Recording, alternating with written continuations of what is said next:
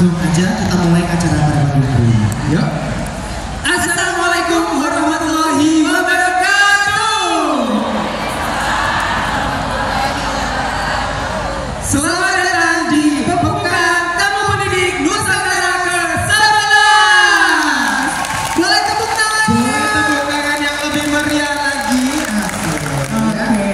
Nah, Kak Faisal, di tamu pendidik pembukaan tamu pendidik Nusantara yang ke-11 ini kita punya jargon loh, Kak. Oke.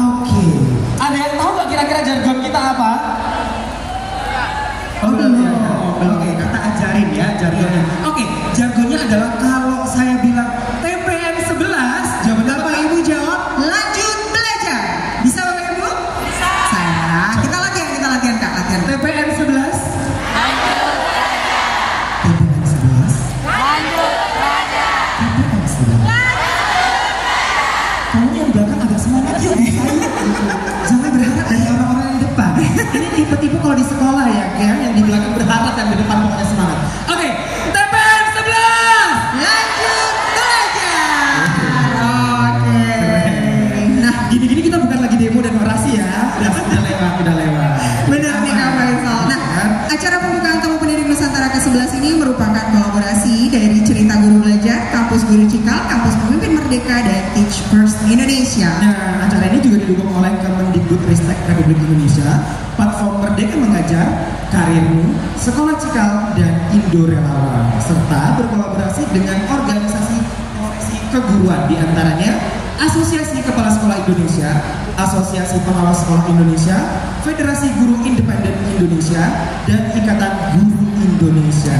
Nah, ini juga nih, ada pula dari Jaringan Sekolah Merdeka Belajar, Komunitas Guru Belajar Nusantara, Komunitas Pengawas Belajar Nusantara, Persatuan Guru Nahdlatul Ulama, Persatuan Guru Seluruh Indonesia. Nah, ini banyak ya kolaborasinya Kak Faisal ya, karena memang itu kuncinya untuk membangun ekosistem pendidikan yang berpihak kepada anak. Aku juga setuju banget nih Kak ya. Jadi kalau tadi kita juga udah dengar cerita-ceritanya itu semuanya saling bahu-membahu gitu ya untuk perbaikan pendidikan yang lebih baik lagi ke depannya. Salah satu ininya pilarnya tentu saja guru ya Kak. Iya, benar gitu. Nah, selain itu Tamu Pendidik Nusantara yang ke-11 ini bisa terlaksana dengan dukungan sponsor dari PT Bank BTPN Tbk, X of Life, BPJS Ketenagakerjaan Cilandak, dan Ruber Academy. Dan hari ini kita bisa terhubung dengan Bapak Ibu yang menyaksikan online di seluruh Nusantara, juga berkat jaringan internet yang baik dan stabil. Jaringan internet dan pada pembukaan TPN ke-11 ini disediakan oleh WDSK, Wahana Data Solusindo. Wahana Data Solusindo.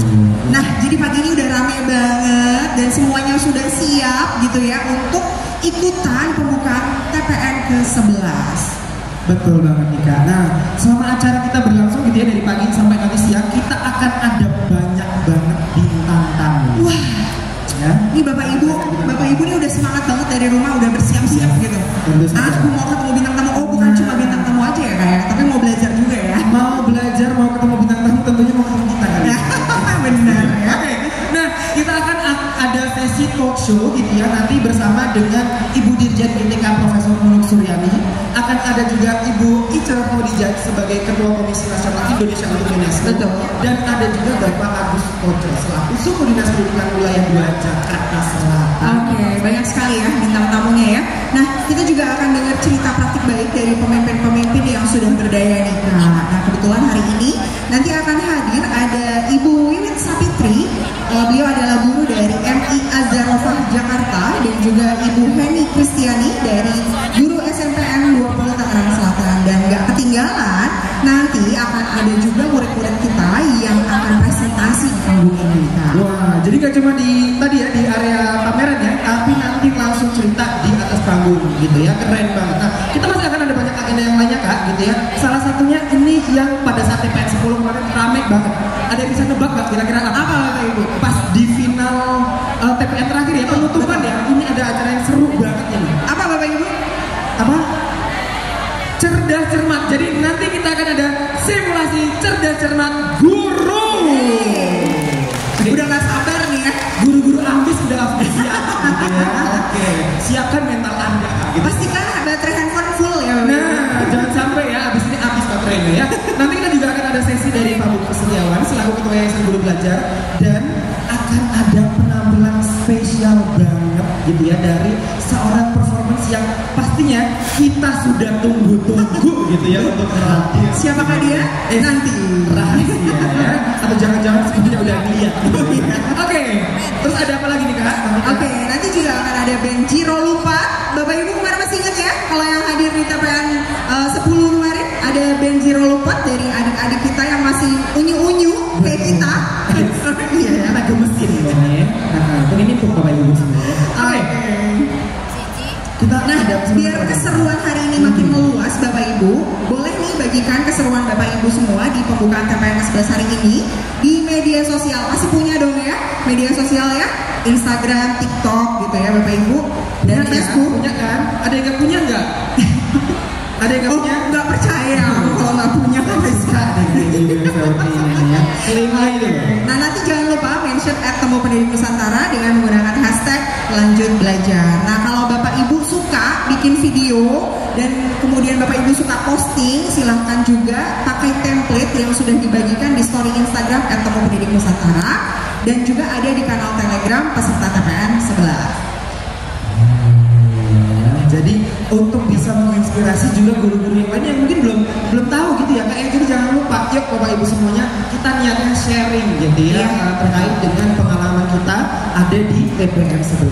Nah tadi info udah bergulir dengan banyak gitu ya Kak Kaisong ya.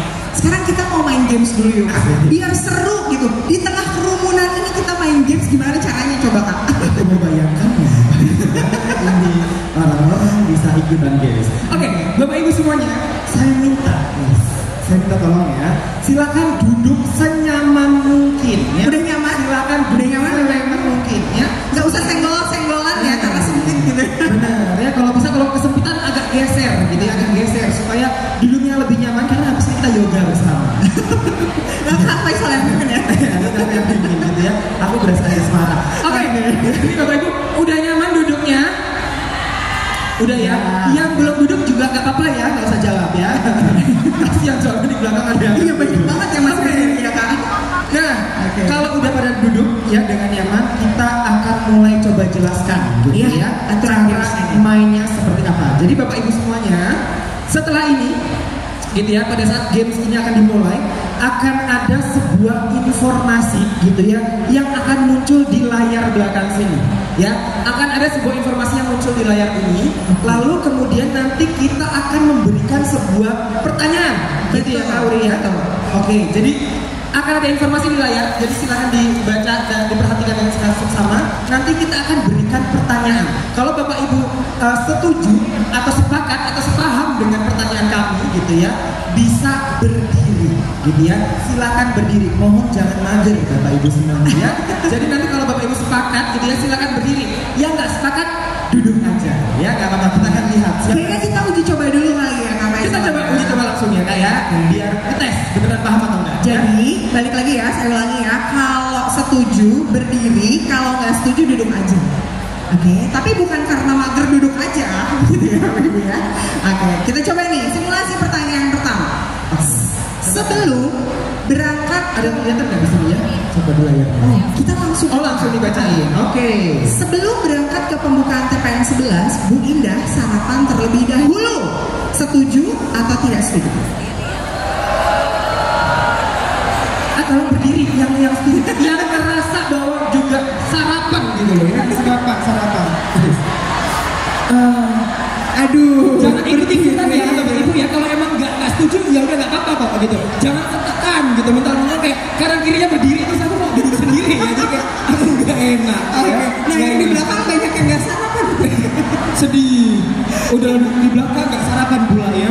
Nggak apa-apa Bapak Ibu ya. Oke, udah paham ya berarti ya. Silakan duduk kembali. Itu baru tes uji coba ya. Oh, Ibu boleh duduk Bu, nggak apa-apa Bu. Nah, kita belum pertanyaan berikutnya ya. Kita geser sini Kak. Oke. Oh ini situasinya di sebelah sini ya. Oke, siap. Nah, langsung aja ya kita mulai ke permainan aslinya nih. Yes, betul. Ya, jeng. Udah deg-degan dong Bapak Ibu. Situasinya adalah boleh. Ngapain Coba ya, sembari saya bacakan juga ya. Bu Siti, ada yang namanya Bu Siti? Ini Bu Siti. Kisah di sini bukan Ibu Siti yang Anda ya. Ini ada Bu Siti adalah sosok guru yang dikenal galak oleh murid-muridnya. Alhamdulillah enggak ya, gitu. Guru yang jarang tersenyum, ini terbiasa menggunakan hukuman fisik untuk mendisiplinkan muridnya. Banyak murid yang berkeluh kesah tentang Bu Siti, tapi tidak ada yang berani menyampaikan secara langsung. Ada kejam ya Bu Siti ini ya. Suatu hari Bu Siti bercerita pada Bu Wati. Gosip nih ceritanya di ruang guru biasanya ya. Guru yang menjadi sahabat dekatnya ya. Jadi Bu Wati ini sahabat sama Bu Siti. Kok rasanya aku tambah mudah emosi, murid tambah susah diatur. Tekanan darahku tambah gak stabil. Ya Allah. Ya Bu Siti ini ya sering pusing. Sepertinya aku harus berubah. Jadi Power Ranger nih Bu Siti. Bagaimana ya caranya? Iya ya. Nah, oke.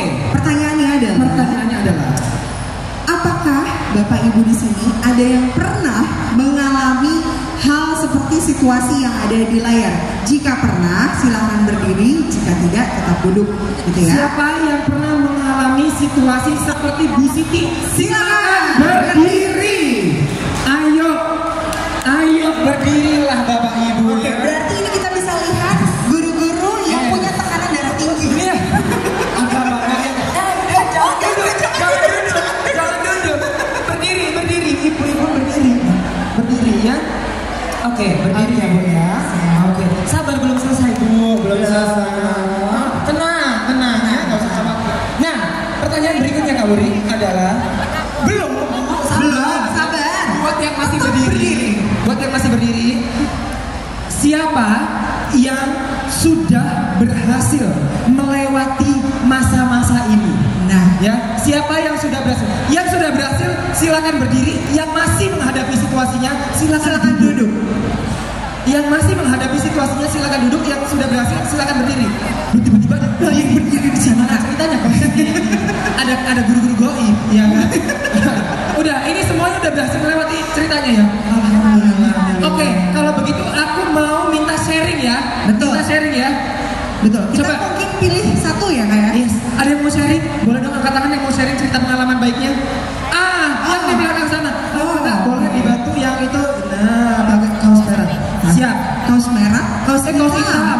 Kok jadi khawatir saya ya tiba-tiba hitam dan merah gitu. Siapa yang saya lihat di sini?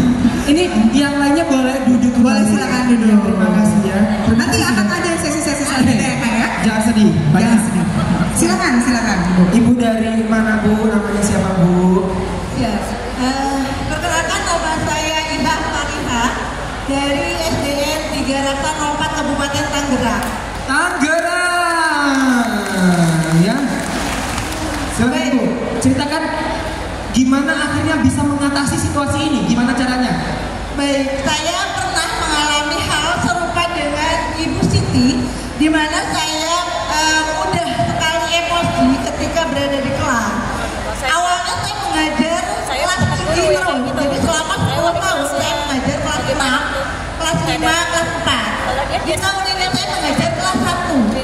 Jadi ketika saya masuk di kelas 1 ada semacam jet lag gitu ya. Jadi biasa menghadapi anak-anak yang sudah mudeng, kemudian berada di tengah anak-anak yang belum paham apa itu bahaya, belum paham instruksi gitu. Jadi saya merasa bahwa tantangannya luar biasa menjadi guru kelas 1. Saya berhasil mengatasi apa yang saya hadapi di kelas 1 di semester 2.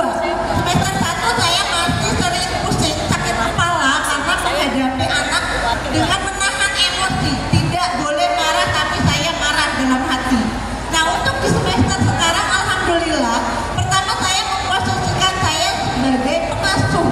Jadi di kelas saya memang mengasuh mereka, bukan hanya mengajari mereka membaca, menulis dan menghitung, tapi juga mengasuh mereka dan memahami karakteristik dari setiap anak. Itu yang membuat emosi saya sekarang lebih terkendali. Terima kasih. Assalamualaikum warahmatullahi wabarakatuh. Oke. Nah tadi saya tertarik ya, marah dalam hati, marah pakai bahasa kolbu. Insya Allah. Oke, berapa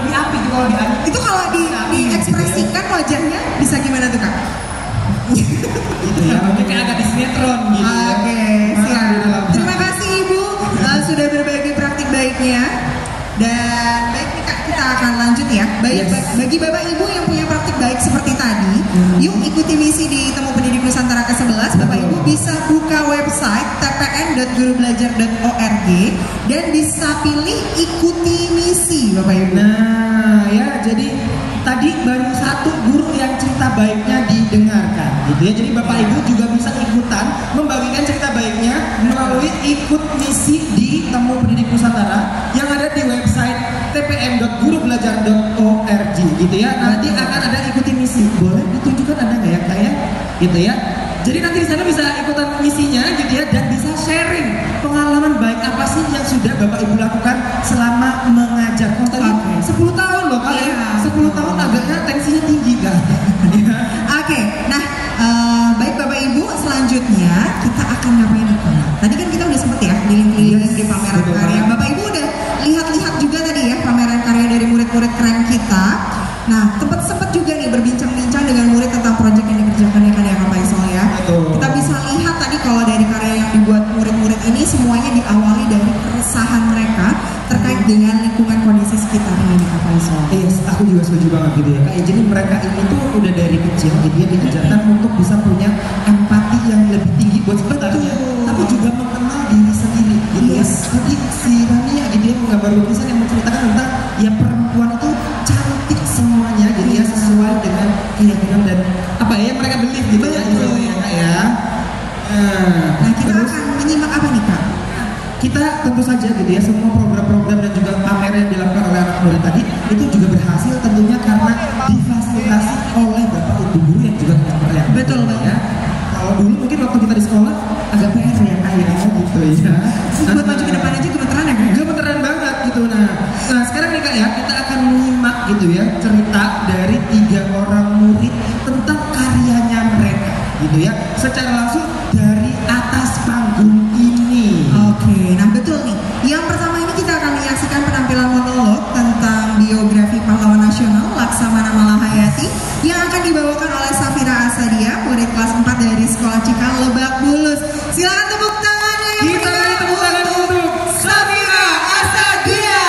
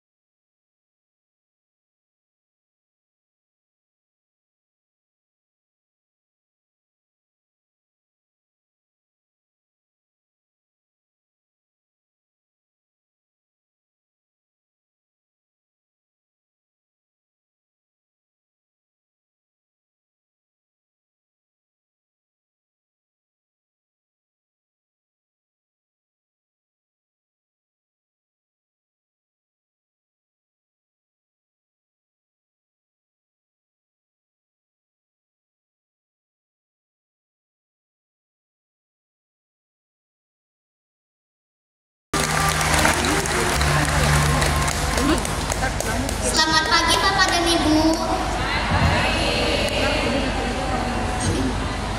Ada pertanyaan lagi? Kamu berbakat nak? Oke. Silakan datang di booth saya kalau ada pertanyaan lagi. Makasih.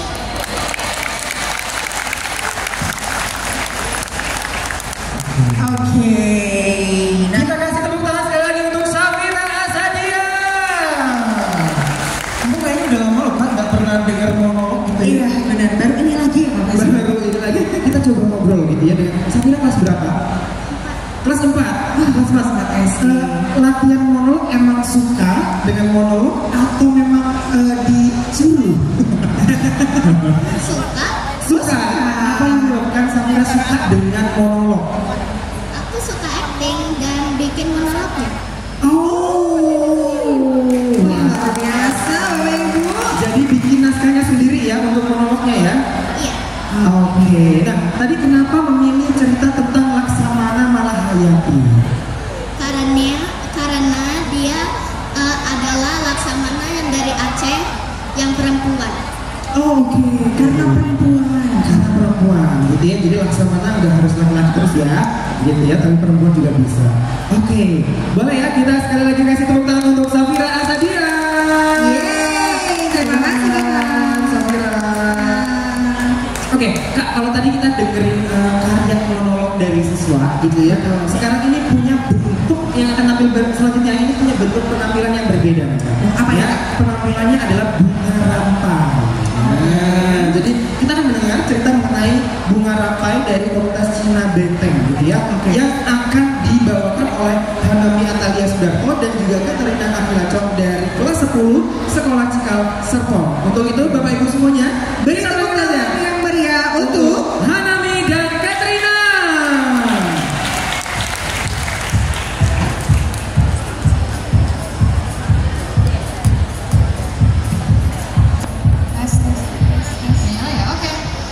Selamat pagi Bapak Ibu.